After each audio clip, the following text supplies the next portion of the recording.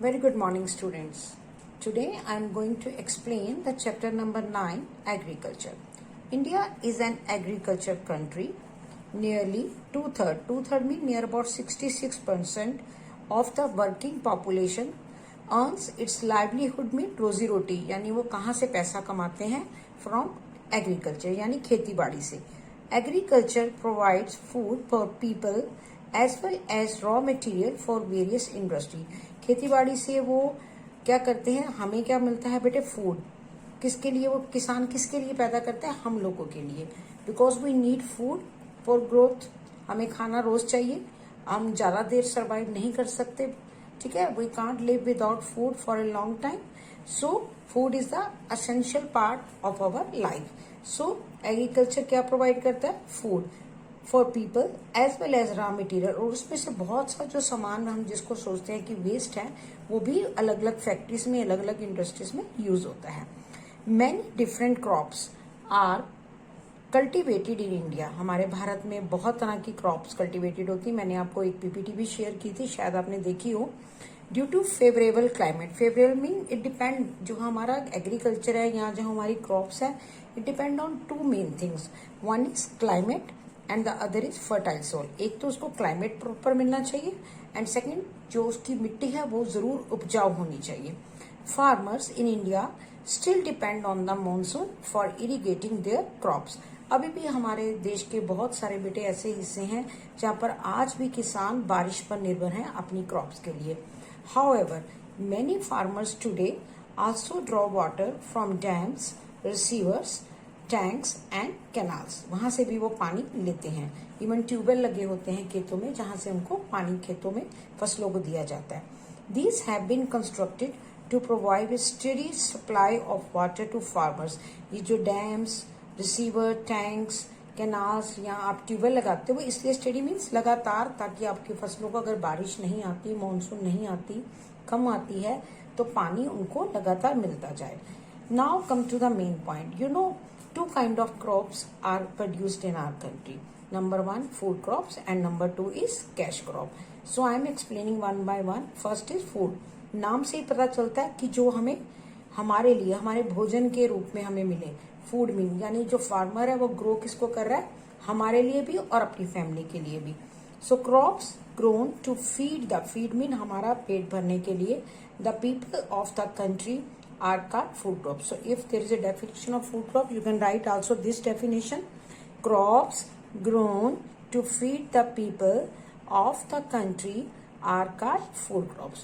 So they form the staple diet in most part of the country. Country के बहुत सारे हिस्सों में क्या बन जाती है, staple diet. Remember in class 3 आपको मैंने पहले भी समझाया था. स्टेपल डाइट लाइक हम कहाँ रहते हैं बेटे, नॉर्थन इंडिया में. नॉर्दर्न इंडिया में क्या होता है, जैसे हम सबके घर में रोज क्या बनती है, चपाती, और वो किसकी बनती है, वीट की. तो हमारी स्टेपल डाइट क्या हो गई, वीट. इसी तरह अगर हम ईस्टर्न की तरफ चलें तो वहां के लोग रोज राइस खाते हैं, तो उनकी स्टेपल डाइट क्या होगी, rice. So there are some examples of food crops: rice, wheat, maize, millets, pulses. These are the example of food crops. Now climate, कौन सा क्लाइमेट कौन सी क्रॉप के लिए अच्छा होता है और कौन सी स्टेट में हम उसको ग्रो करते हैं. सबसे पहले देखिए राइस. हॉट और ह्यूमिड टेम्परेचर चाहिए with plenty of rain over. चावल की खेती को बहुत ज्यादा पानी की आवश्यकता होती है. They need plenty of rainfall and you can write any 4 of your choice like, but ये जरूर लिखिए सबसे ज्यादा कहाँ होते हैं, वेस्ट बंगाल, बिहार, असम, देन आपका यूपी, उत्तर प्रदेश, झारखंड, उड़ीसा, तमिलनाडु, आंध्र प्रदेश, तेलंगाना, केरला, हरियाणा एंड पंजाब. हरियाणा पंजाब सबसे बाद में आया है. इसमें से आप 3 या 4 लर्न कर लीजिए, लेकिन इनमें ये जरूर लर्न करें बेटा, वेस्ट बंगाल, बिहार और असम, क्योंकि यहाँ सबसे ज्यादा चावल होते हैं. Now come to the next page. Now wheat. Next crop is wheat. कैसा क्लाइमेट चाहिए, कूल और वेट क्लाइमेट. और कहाँ होती है main, Punjab, Haryana, Uttar Pradesh, Madhya Pradesh and Gujarat. Next pulses यानी दालें. मॉडरेट टू हाई टेम्परेचर चाहिए विथ एडिक्वेट रेनफॉल. इसमें आपकी कौन सी स्टेट्स हैं, Madhya Pradesh, Maharashtra, Rajasthan, Uttar Pradesh and Karnataka. You can learn any 3 और 4 ऑफ योर चॉइस. मिलेट्स में आपका ज्वार, रागी, बाजरा आ गया. इसको लो रेनफॉल चाहिए, ज्यादा बारिश की जरूरत नहीं, और टेम्परेचर मीडियम से हाई होना चाहिए। इसमें सबसे आगे आते हैं Gujarat, Rajasthan, Maharashtra, Karnataka, Andhra Pradesh, Telangana, Madhya Pradesh and Tamil Nadu. Okay, now come to next topic, that is cash crop. नाम से ही पता चल रहा है जिससे सीधी डायरेक्ट मनी आए। तो crops which are grown for sale in the market. देखो बेटा, किसान जब कैश क्रॉप्स को कितना घर रखेगा, चलो वीट रख लिया, राइस रख लिए, पल्सेस रख लिए, अपने परिवार के लिए भी रख लिया, स्टॉक कर लिया, बट कॉफी या फिर जूट या फिर कॉटन या शुगर केन, इसको रखने की जरूरत नहीं होती। थोड़ा बहुत रख लेते हैं सीधा, बाकी सब वो क्या करते हैं, सेल कर देते हैं मार्केट में, and they are known as cash crops. Most important cash crops of India, underline कर लीजिए, sugar cane, jute, cotton and oil seeds. Right, now come to fantastic. Crops such as tea, coffee and rubber, they are grown in special form. उनके लिए एक special खेत होते हैं, farms होते हैं, जिसको हम बोलते हैं प्लांटेशन।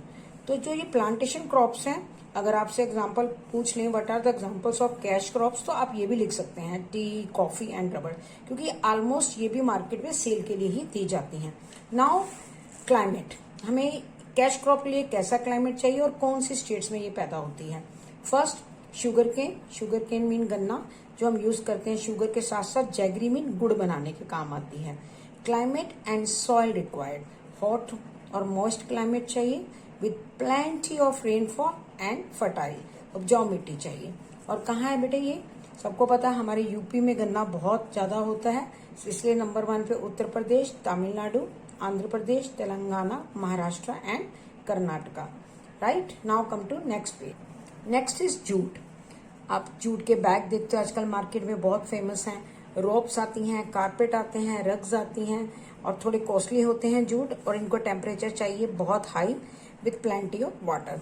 तो वेस्ट बंगाल, बिहार, असम और उड़ीसा, जब कभी घूमने का मौका मिले तो आप बहुत अच्छी शॉपिंग कर सकते हो वहां से जूट की बनी हुई चीजों की। नेक्स्ट इज कॉटन, जो हमारे कपड़े बनाने में काम आती है। इसके लिए वार्म सनी वेदर चाहिए, ड्राई एरिया, और सॉइल कौन सी चाहिए, ब्लैक।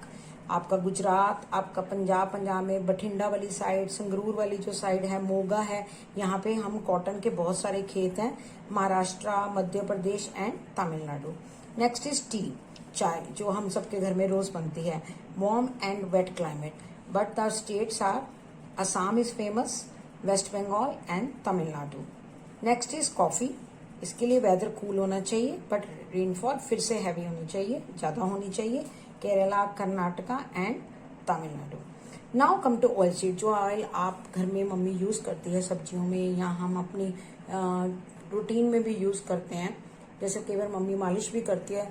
उसमें से सबको याद होगा कि जो सरसों का तेल है, अब तो खैर बच्चे नहीं लगाते, पहले सरसों का तेल यूज किया जाता था।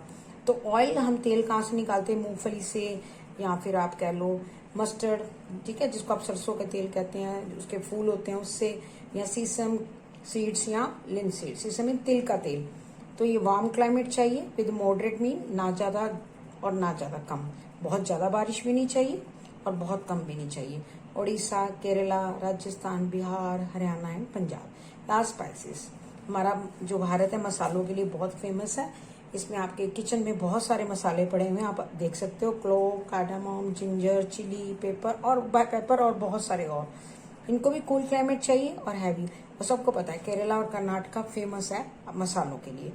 सो now come to the last topic, there are 2 main crops growing season. हमारे यहाँ पे फसलों को उगाने के 2 मेन सीजन होते हैं बेटा।